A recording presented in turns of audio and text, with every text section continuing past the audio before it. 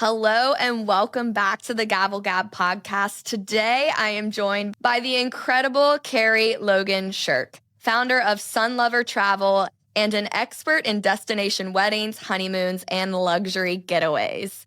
Kerri built a thriving service-based business helping couples plan the wedding of their dreams. And as someone who's hopefully getting engaged soon and considering a destination wedding myself, I have some questions that hopefully you want answers to as well, my listeners. So we're going to be chatting about what it's like to start a business from scratch, planning weddings as a professional, and of course, I'll be asking Kerri her thoughts on prenups and why I think they should be part of the wedding planning process. So Kerri, thank you so much for joining us on the podcast today. Welcome. Thank you so much. Thank you for having me. This is kind of a unique podcast for me to be on, but I'm super excited.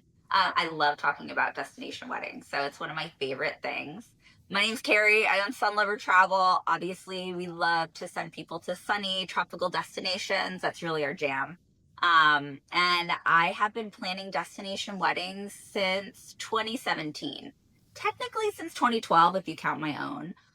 But professionally since 2017, and I've been in the travel industry since 2013. So I have a ton of experience with planning, putting together weddings, and just sending people on beautiful honeymoons and all kinds of different tropical travel. I think planning your own wedding definitely counts. But when you made the full pivot to running your own business, tell me a little bit just about what your thoughts were, what motivated you to actually take that plunge and say, I'm going to start a business and do this thing on my own. So I was working for a really large resort chain. I was a business development manager. I was training travel agents on the product, how to sell it, how to do weddings at it. It was a cool job, but it was very demanding. And I had one of my top clients who wanted to retire. She wanted to move to Florida and play pickleball for the rest of her days. And her and I were like mother and daughter. And she was like, why don't you come and help me with my business and eventually take it over? And I was like, I don't know, I'm a little nervous. I was not really an entrepreneur at heart. That's not really my background. I actually love being support. And I was really good in corporate America and climbing the corporate ladder. It's kind of what I did. And there was one day I got a call from a client, a travel agent, who was just yelling at me over the phone, with expletives and just being a really horrible person. And I remember hanging up the phone and crying and going, I don't need to deal with that. That doesn't have to be my world. And so I called up my mentor and she was like, all right, let's go. Let's bring you on. And so I took a leap of faith because, going from a salary position to commission only is a little scary. But it all worked out. And years later, I'm so thankful I made that decision.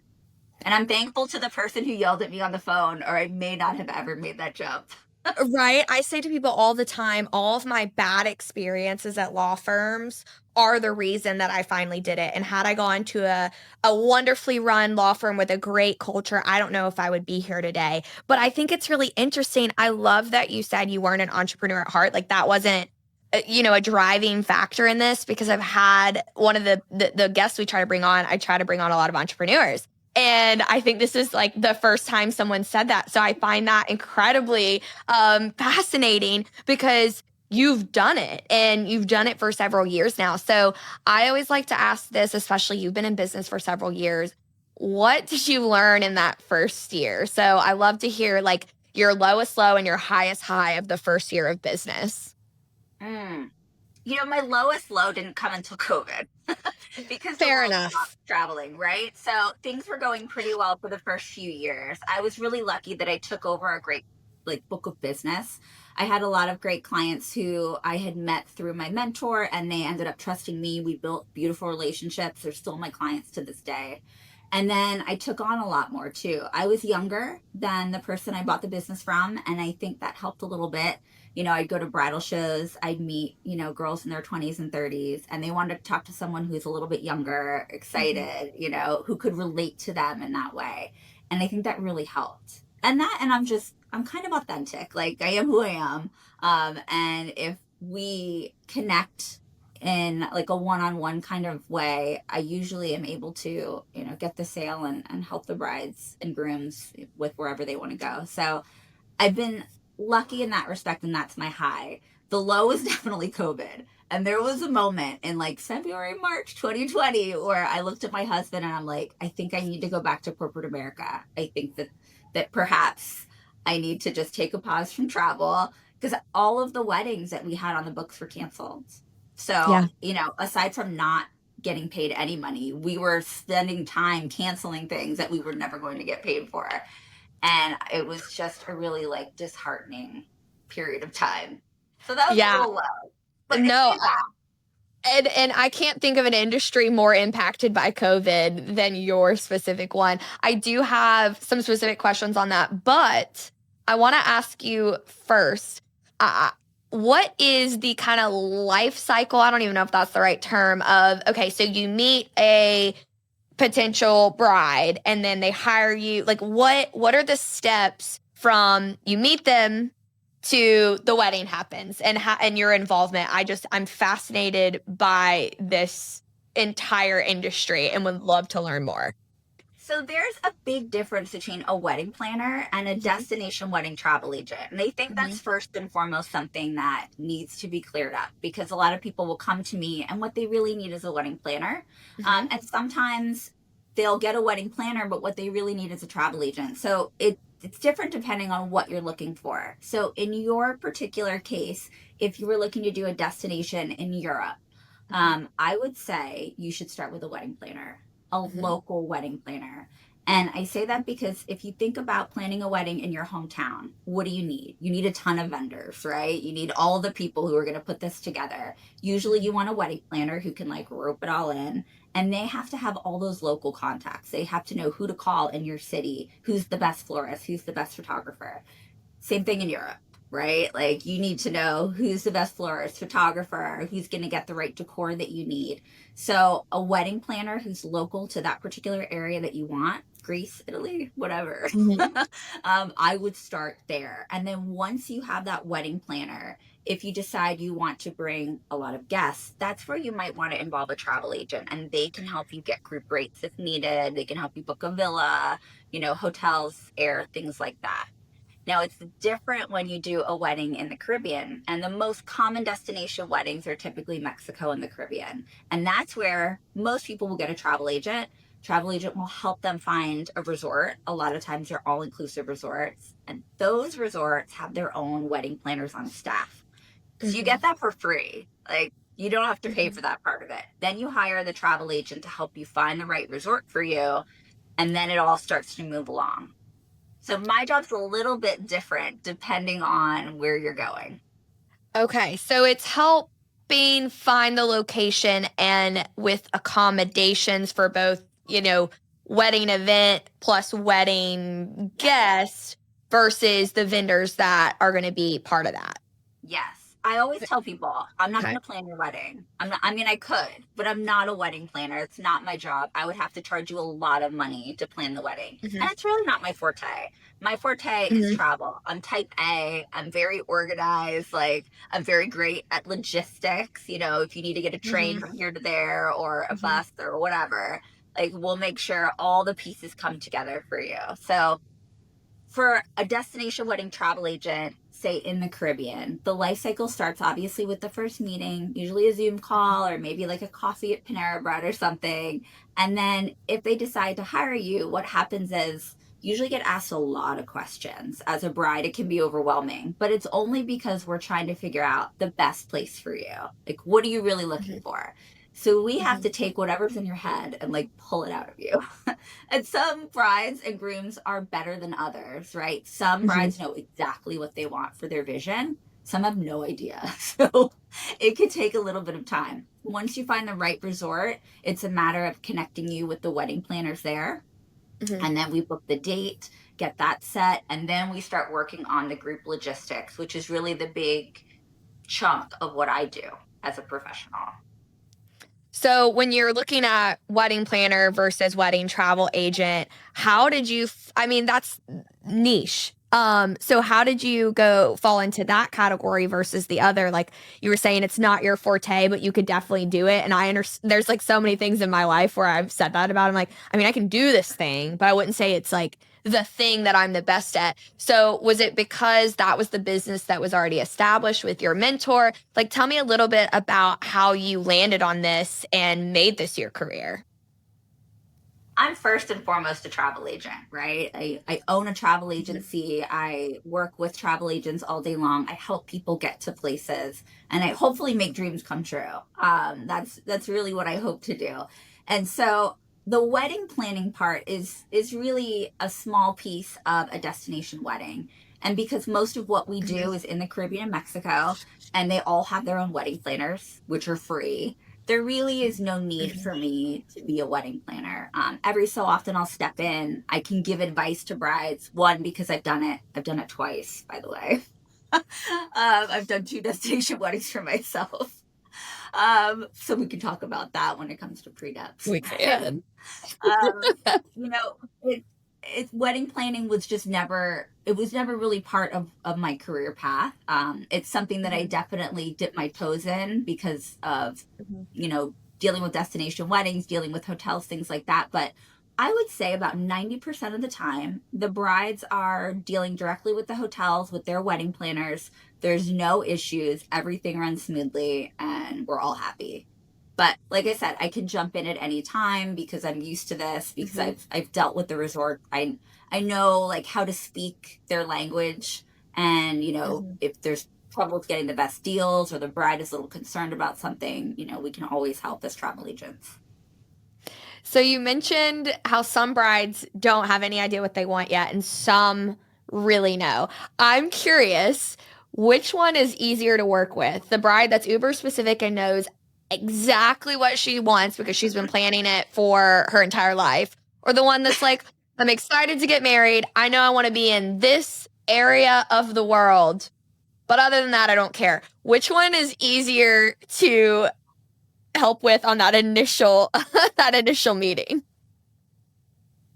It's funny. It probably more depends on the personality type than I would say maybe the latter. So the bride who's like, I don't care. I just want to get married somewhere beautiful. Help me pick a spot. The very laid back bride. And Mm-hmm. a lot of what we get with destination weddings are laid back brides. Because if you're super type A who wants to plan everything, from a completely different country, chances are you're not going to do a destination wedding.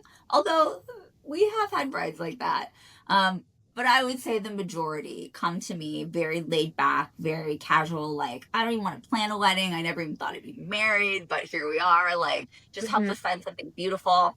And I think because that's a lot of my personality, I'm very laid back. I tend to connect with those folks more, Mm-hmm. and they become clients and then friends. Yeah. Okay. I want to kind of scoot back to the COVID conversation.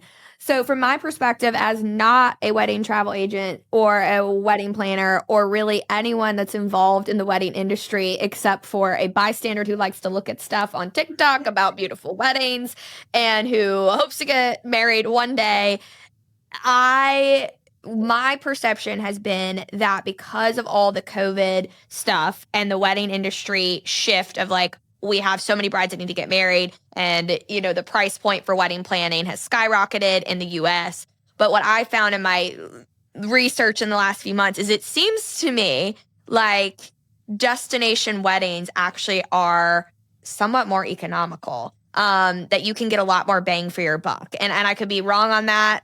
If I am, don't tell my parents because I'm still convincing them this is a good idea. But I am curious if once things, obviously not during COVID, but once things sort of got back on track and being somewhat normal again, have you seen an increase? Because to me, it seems like it's a big one, but I could be wrong. Have you seen an increase in people that are doing and interesting in destination weddings versus prior to COVID? Is that something that's actually happening, or is that just my feed and my algorithm is just giving me all that kind of content? It's your algorithm. No, you're totally right. It, I would say things were definitely slower up till about 2022. And by 2022, we hit where we were in 2019. And so we had about the same number of destination weddings. And then it kind of grew. And everyone's like, oh, maybe this is what we'll do, because they started to realize that the money could be better spent, with 3 or 4 days in a beautiful place with all of your favorite people than just a few hours, spending the same or less than. And I tell brides all the time, the price that you pay for the wedding is really dependent on how crazy you want to go. You can do it as budget friendly or as extravagant as you want to go. There's packages for all of it. And when you do it at a resort, typically they'll have some base packages and then you build onto it. Like if you want crazy decor, if you want, the best that money can buy in florals, light show, like fireworks, the whole deal, you can have it.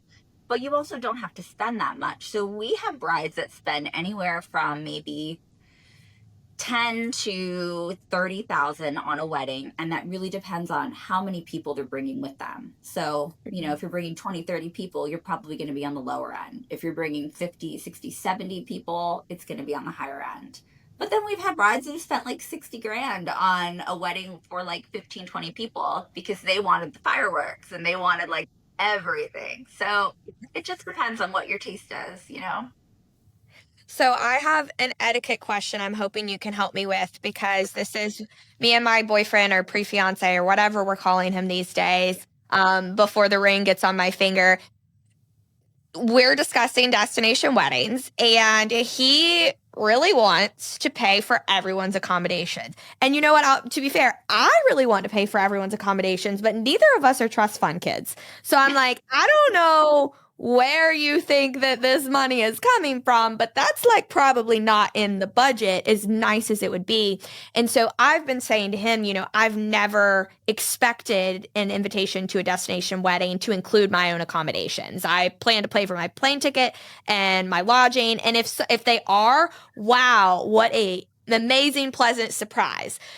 Do you think that am I right or is he right? Like, are we supposed to be paying for lodging for the guests, or is that like a nice thing to do? What are you seeing in trends on that front? Because I could be wrong. I don't like being wrong, but I'm open to hearing that I am. You're going to love this. You're definitely right. So you can go tell your fiance that you are 100% correct. Never, not once, since 2017 have I had a wedding couple pay for their guests' rings.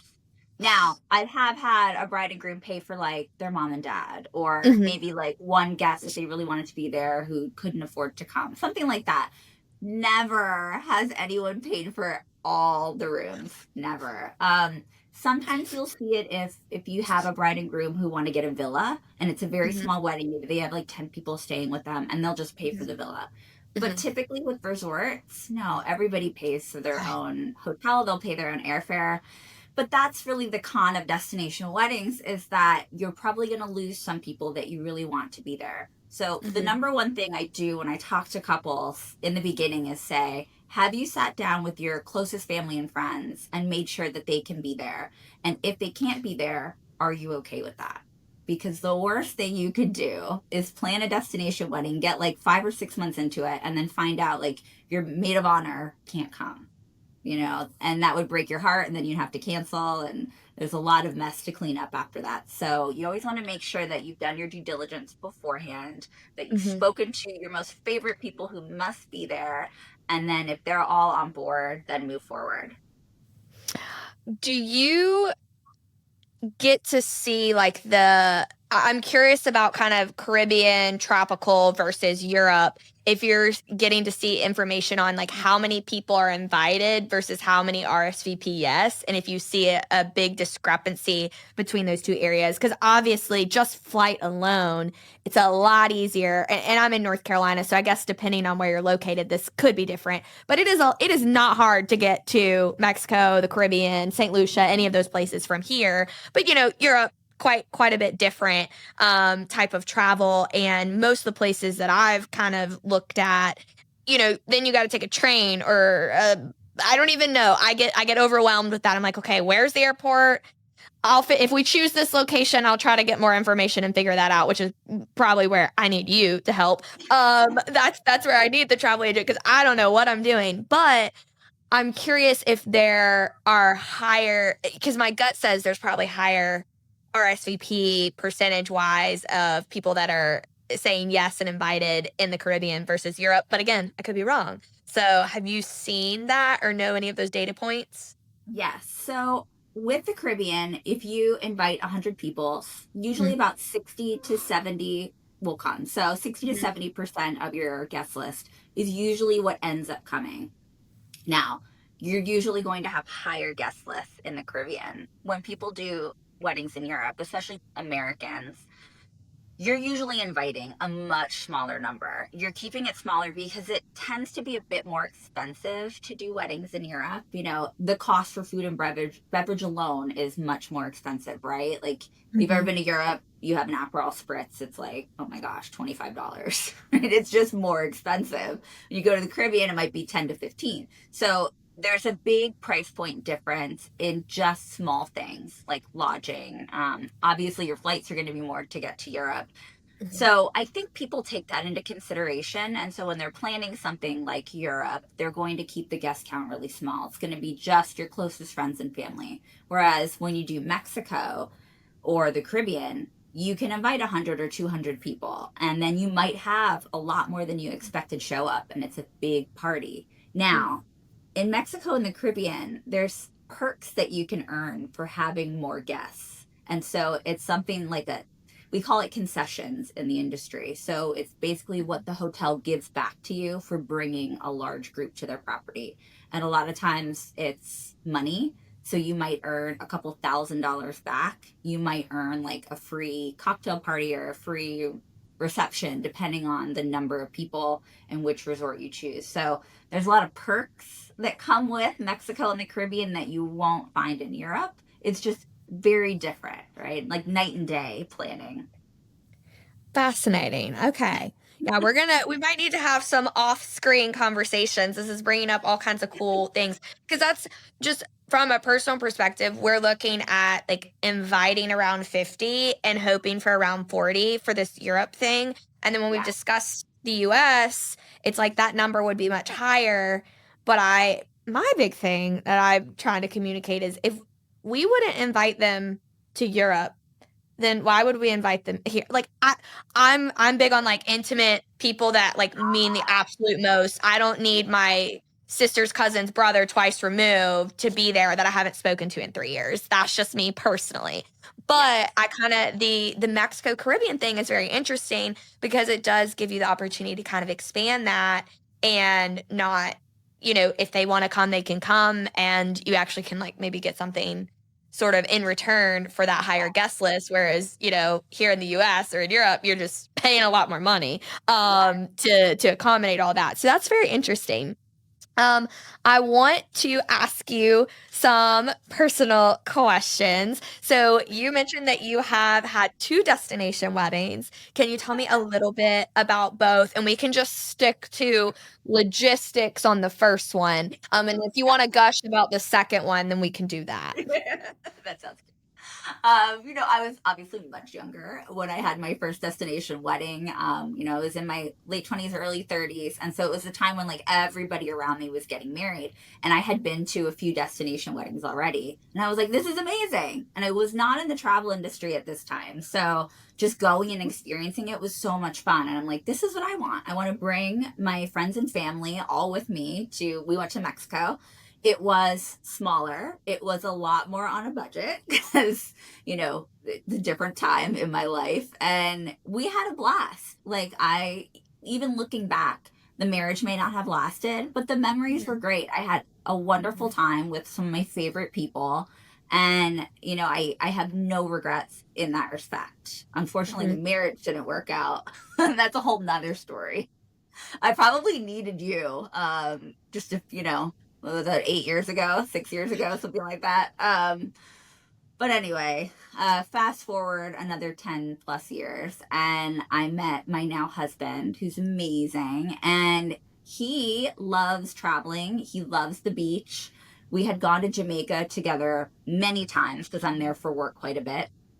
And I asked him, where do you want to get married? And we had been tossing around Hawaii. We had been tossing around Mexico or different islands. And he goes, Jamaica feels like home. He's like, we come here all the time. Let's do it in Jamaica. And I'm like, okay. So as soon as he said that, I was like, let's plan. Like, I had the whole thing planned in probably like 4 days. We I rented a love it. villa. Yeah, we rented a villa for the reception, so it was a little bit more private, but we did bring everybody to an all-inclusive resort. So we had everybody together. There was about 60 people. So it wasn't small, but it wasn't big. It was like a nice, manageable size. And it's important because if you're someone who wants to spend time with family and friends, having 100 plus people is really hard because you want to see everybody and you just can't physically do that, right? So if you if you want to keep it smaller and more intimate to really spend that quality time with everyone, then I would say definitely keep it under 50. And then plan some events too. We had a welcome dinner, which was a lot of fun. We did it on a catamaran, so we all wore white and went out, on a catamaran, cruised around. That's my dream. Yeah, I want to do a white party on a boat as the welcome party. And my friends and my mother and my pre-fiance are like, you're crazy. I'm like, this is the one thing I want. I want everyone in white on a boat. Yeah. You lived my dream. It was amazing. And photography wise, the pictures were fantastic too. So we did that. Everybody got to know each other, which was fun. We had the wedding the next day, and then we did the reception at a private villa. That way we weren't around everybody at the resort. It felt more intimate. We had a ton of entertainment because for me, I focused more on my guests. I wanted them to have fun, enjoy the whole time that they were there. So we had like fire dancers, we had like conga lines and like crazy things. It was a great time, and hopefully everyone that was there enjoyed themselves, because that was my main goal of the wedding, is for everyone who came to really have a great time.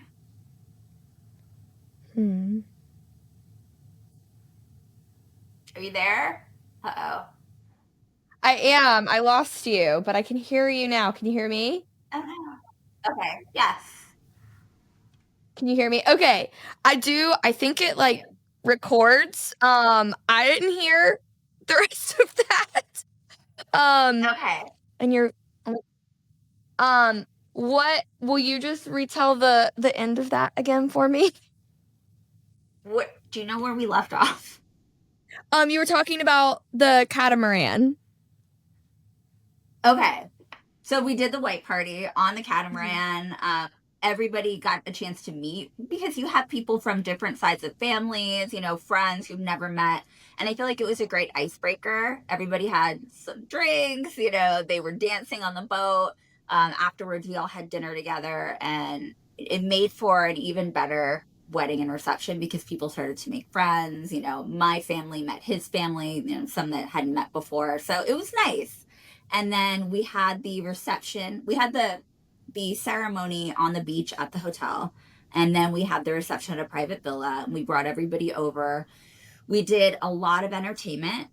For me, my main focus for this wedding was to have my guests fully enjoy themselves. So we brought as much entertainment as we could. We had like these girls dancing like in samba. We had like conga lines. We had a crazy fire dancer who almost lit our tent on fire, literally. And one of my friends who uses a lot of hairspray, he came super close and tinged her ends. She didn't realize it until the next day, but she looked at her hair and she was like, oh my gosh. He was wild. I don't know if I would recommend him again, but we all had fun, and it's a memory that will last forever. Oh my goodness, I love it. Do you have a favorite location that you like to, like when people are like, this is where I want to get married, you're like, that's my favorite one to plan. Do you have a favorite destination location? Yeah, probably Jamaica. I got married there quite often. I feel like it is a second home. I know a lot of people on the island. I know a lot of the local wedding planners, and they're really easy to work with. Like, everybody there is super warm, super friendly. I've never met one person who's gone to Jamaica and had a bad time. Like, it's just fun, relaxed, enjoyable. I don't know. It's always been one of my favorites to plan. Well, I've been twice. I went once for a mission trip before I started college. So Okay. completely different Different. experience. No Yeah. AC. There were cockroaches in the place we were Yeah. staying. That's We not could see the Sandals Resort a little bit away. We did like a very rough snorkeling excursion, which I saw oh this very scary no. fish, and they told me it was a barracuda, and I was like, "Get Oh me out of the water! no. I'm done. I'm out. This is not safe." But then I went to a resort a second time a few years ago, and it was lovely. I mean, honestly, both trips were lovely, and so I quite like Jamaica as well. But I'm not as well traveled. But that's usually one of the places I say has been my favorite. But to hear someone that's been a lot of places say that makes me feel like I got it right. I want to shift gears and talk about my favorite part of the wedding planning process, and that is getting a prenup. And I'd love to hear if you have any thoughts on the concept of prenups, or if you've ever had any like stereotypical things that you've heard about it from brides, or your own personal experience and viewpoints. I wish I had a personal experience with prenups. I didn't have one my first go around, and that's probably because we didn't have anything. So we were Mhm. just like, we probably don't need one. Didn't do it a second time either, although maybe my husband should have. But we both, I think as a woman, especially who's run on pure emotions, a lot of times you're just so in love and so like wide eyed, and you're like, oh, I love him, and this is just going to work out, and things are going to be great, and we don't have to worry about that. But Yeah. hindsight is 2020. And looking back, I almost wish I would have had a prenup for my first marriage, because he did try to take me for my business in the end, even though it was something I built. He had nothing to do with it. He just got spiteful for no reason. And so it's interesting because you can start a marriage with absolutely nothing, but the things that you build during that time can be taken away from you. And so, yeah, looking back, I would say a prenup is a really good idea, even though, you don't think you need one, even if you're starting out with absolutely nothing. Just because you're starting out with nothing doesn't mean that you won't have nothing in 10, 15 years from now. So I think it's a great idea. In Yeah. fact, before we started this podcast, I asked you about a postnup because I'm like, I didn't get a prenup, but maybe we should talk about this. Postnups are real. But for Yeah. prenups, the big thing is like, yeah, you might not have anything at the beginning, but this is the biggest thing. Like, you don't want to think about this, and I talk about the D word is divorce and death. So prenups can also accommodate for some of that.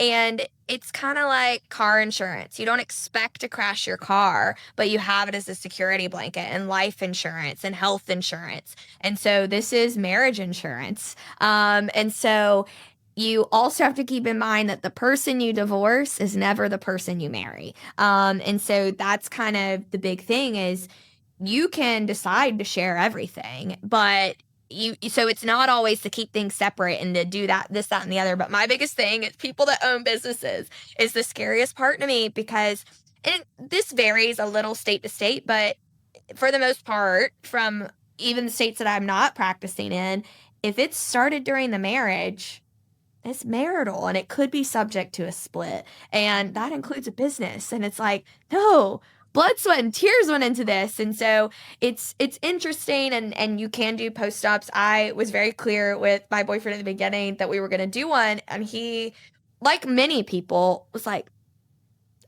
let's talk about it, but I don't know. I mean, he didn't freak out, but I could tell he was like, great, we're gonna talk about all this. And I said, my idea, what I've always hoped to do, is share everything in the marriage, with the exception of my business. The ownership of my business will always be separate, because I might bring in partners. There's so many things that I might be able to do in the future that could diminish someone else's ownerships and rights to it, because I didn't take care of things on my side. And so I'm always like, if you have a business, please, please, please get one. But that brings me to, I've talked to a few wedding planners, and I know you're a wedding travel agent, so I don't want to use the wrong terminology, but I've asked some wedding planners this, so I want to ask you, because I think you're dealing with people in the same capacity to answer it. Are there couples that you work with that you're like, you probably need a prenup? In all honesty, There's maybe one or two that come to mind, and they were not your stereotypical destination wedding clients. They were Mm-hmm. quite a bit older, right? So they weren't like young 20 somethings who don't have anything and, are just excited to get married. One couple in particular, he was a doctor and she was something I can't remember, like maybe a PhD, like research Mm-hmm. doctor or something. They're Mm-hmm. both really intelligent people. They both had a lot coming in, and I don't honestly know if they got a prenup or not, but those were two that I would say, yeah, they probably should have. They both had older children. They had like lives before they met each other, and so Mm-hmm. commingling all that and then, creating things after, you just want to Mm-hmm. make sure you're protecting yourself and your assets, and especially if you have children, you want to make sure that they're protected too. If you Yeah. know half of your business goes away, it would be really scary. So I can see it with people who are established. I had Mm-hmm. another couple who got married recently, both of them a little bit older. Both, I think he was a lawyer and she was something high up professionally in corporate America. And they don't talk to me about it. I have no idea if they got one, but it would have been very smart for them to get one. I have this client that she is about 55. She's in that range, and they both got married around 50. It's only been about a 5-year marriage, but a house that was like owned, paid off, was sold, and a new house bought during the marriage, which in our state doesn't matter where the funds come from, doesn't even matter who's on the deed or the mortgage. It matters if it was bought during the marriage. And so we're having this whole hoopla, and they're like, this is completely unfair. And I'm like, a prenup would have solved this. I can't go back and do that for you. So you're now subject to the default laws of our state for divorce. And so I joke with people all the time, oh, you don't like prenups, you don't want a prenup, you already have one. It's the state that you got married in because their divorce laws are your default prenup. And if you don't like what it says, that's that you're gonna be out of luck. But I want to do a fun lightning round with you. I've actually asked you some of these questions already. So coffee or cocktail when you're on vacation? Coffee in the morning, cocktail in the afternoon. I love that answer. I was thinking that. I was like, why would we have to choose? Why is there a choice? Coffee with a view in the morning on the balcony, little breeze coming in, cocktail where you can hear the sea in the background, obviously. Are you a carry-on or a checked luggage kind of woman? Oh, girl, I am checked, like 4 to 5 bags checked. I bring everything with me. I don't Are ever you want not afraid of things getting lost? no, because I'll eventually have one bag that shows up. If you bring as many bags as humanly Okay. possible, you'll have stuff with you. That's my travel Okay. philosophy. A dream destination location that you haven't booked but you want to. For a wedding, I would say Bora Bora. Bora Bora is like one of my absolute favorite places to visit. It is Oh so no. visually stunning. And I would love to be able to plan a destination wedding one day. We've done elopements, but like a larger wedding would be a lot of fun. It's just hard to get people all the way out to South Pacific. Did you Okay, well if I have decide any? on that, I will let you know. Okay. Um okay, what is one word to describe your ideal vacation? Laid back. Is that one word? Sure. It counts. I'll take it. I'm Um big. and And last one, I want to ask if you have any advice for somebody specifically that wants to start a business or a travel or wedding inspired type of business. Do you have something that has really made a difference in your life that you think somebody else should hear? Yes, a mentor. I think having a mentor in whatever profession that you're in is really important. And you don't even have to be starting a business. You could be a lawyer and have a mentor. I think it's so helpful. Someone that's been, in your shoes, who's done it years before you and can give you advice on how to navigate. I think it's so important. A lot of people get business coaches. It's kind of the same thing. But I think when you have someone like a mentor who's really invested in your future and really wants to see you grow, and you can have like this almost like a mother-daughter relationship with them, or like parent, child relationship, it's really fulfilling for you, and helpful. But then also, hopefully, eventually, you'll do that for someone else, and you'll give back and be the mentor in 20 plus years, and pass on your wisdom. I think it's really important. And in the travel industry, so important, because we have travel people coming in droves, and they sign up, they take a course, they pay some money, and they say they're a travel agent. And it's like, what experience do you have? And I think it's great. I think more young people should join the business because it is a growing business, it's a growing industry. But I think that it needs to be regulated a little bit. And I think that more people need guidance. They don't know what to do once they say they're a travel agent. And so, either hiring a business coach, hiring a mentor, finding a mentor, working with a company who has mentorship. I think it's so important.